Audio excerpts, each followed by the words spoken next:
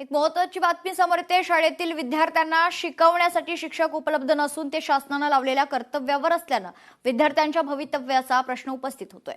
सरपंच मंगेश साबळे यांनी जिल्हाधिकारी कार्यालयात बाहेर आंदोलन करून आता त्यांच्यावर गुन्हा दाखल करण्यात आला आणि तुरुंगातही त्यांना आता जावं लागलंय।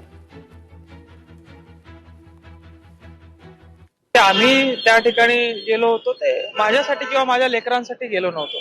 मी एका गावचा सरपंच आहे आणि त्या गावच्या लोकांच्या माझ्याकडनं काही अपेक्षा आहे, त्या अपेक्षा पूर्ण करण्यासाठी माझ्या गावातील जिल्हा परिषद शाळेतील लेकरांच्या भविष्यासाठी व तसेच गावाबरोबर इतर गावातही शिक्षकांची जे कामं वाढवल्या जात होते त्या संबंधी माझ्या भावना व्यक्त करण्यासाठी गेलो होतो आणि त्या काही चुकीच्या पद्धतीने झालेही असतील।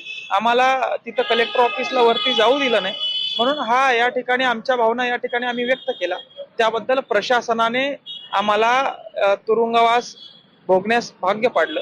तर प्रशासन शासन हे सामान्य जनतेसाठी असतं, गोरगरीब कष्टकरी बांधवांसाठी असतं आणि त्यांच्यासाठी जर कोणी आवाज उचलत असेल आणि त्यांना अशा पद्धतीने जेलात डांबण्यात येत असेल तर याचा आम्ही निषेध करतो सर्वप्रथम।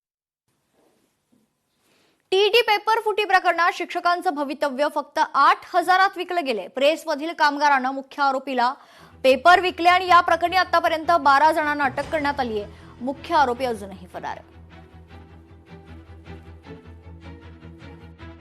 आतापर्यंत 12 आरोपींना आपण अटक करण्यात आली आहे आणि सध्या 2 आरोपी फरार आहेत। त्यातील मुख्य सूत्रधार हा विजेंद्र कुमार गुप्ता होता आणि त्याला मदतनीस करणारा म्हणजे पेपर याच्यातून बाहेर काढून देणारा मुख्य सूत्रधार सोनू कुमार किशनलाल हा होता।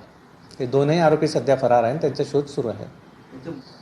ते ज्या प्रेसमध्ये असे पेपर छपाईसाठी यायचे त्यातल्या काम करणाऱ्या कर्मचाऱ्यांना असे आमिष दाखवायचे आणि त्यांच्याकडून पेपर बाहेर काढल्यावर मग तो मेन इतर एजंट मार्फत तो त्या राज्यात विकला जायचा।